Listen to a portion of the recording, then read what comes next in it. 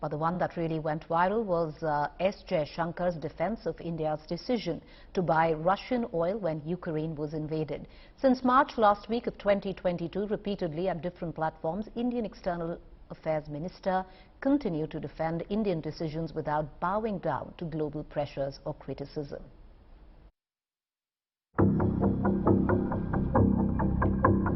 Ukraine was under attack, and the world, or rather America and its allies in Europe, were united in cornering Russia. Countries from Asia and Africa joined the wagon to condemn Russia's invasion. Other than the economic sanctions, there was very little that the West could do to push Vladimir Putin to back down. Because Putin had the key power to maneuver: energy. The West depended on it badly. European countries are dependent on Russia for gas, oil and coal to the tune of about $5 million to $1 billion every single day. For oil and gas, they still needed Moscow. Faced with severe criticism by Ukrainian President Zelensky, the European Union vowed to find alternate supplier for its oil and gas needs.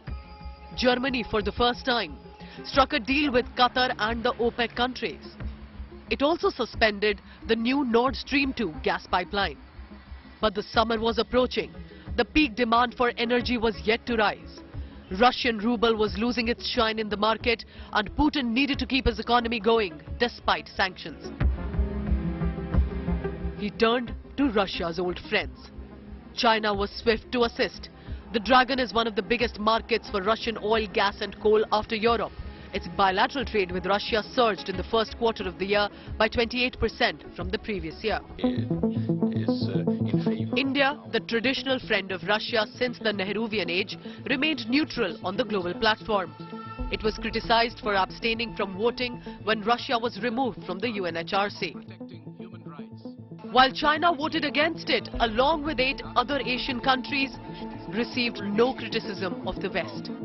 India bought more than twice as much crude oil from Russia in the 2 months since its invasion of Ukraine as it did in the whole of 2021. The West cried foul.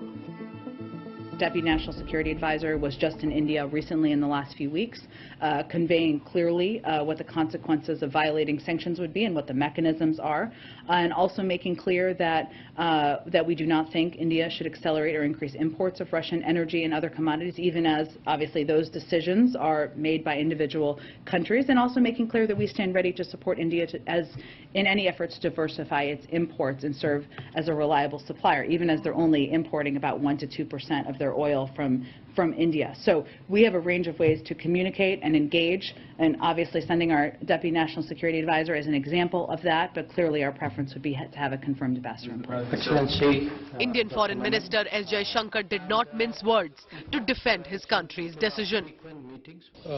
What looks almost like a campaign on this issue.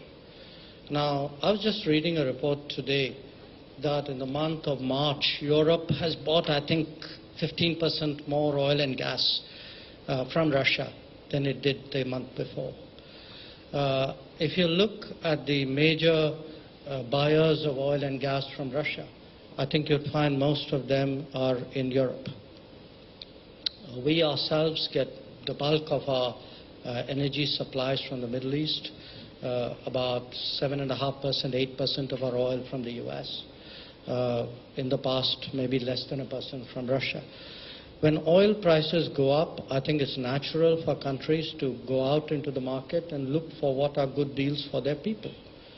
But I am pretty sure if we wait 2 or 3 months and actually look at who are the big buyers of Russian gas and oil, I suspect the list won't be very different from what it used to be, and I suspect we won't be in the top 10 on that list. ये foreign minister को उन्होंने कहा कि रूस से तेल ना खरीदो.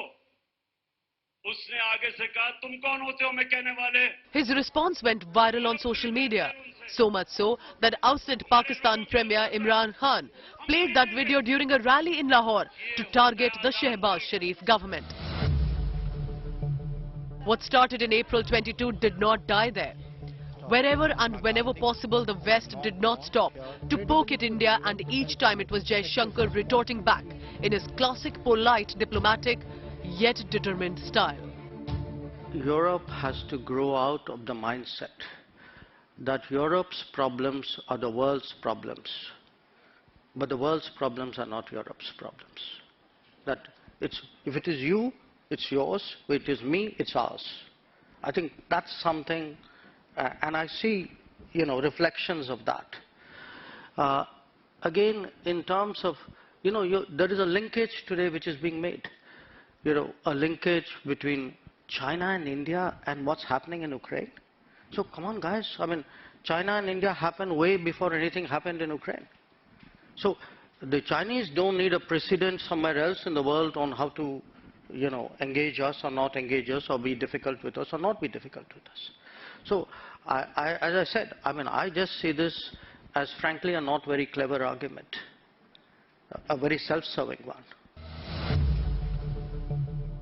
India continues to condemn Russian invasion of Ukraine, but when it came to its own domestic interests, Jaishankar and his team ensured that India First policy was true in every sense of the word, without bowing down to anyone or any country.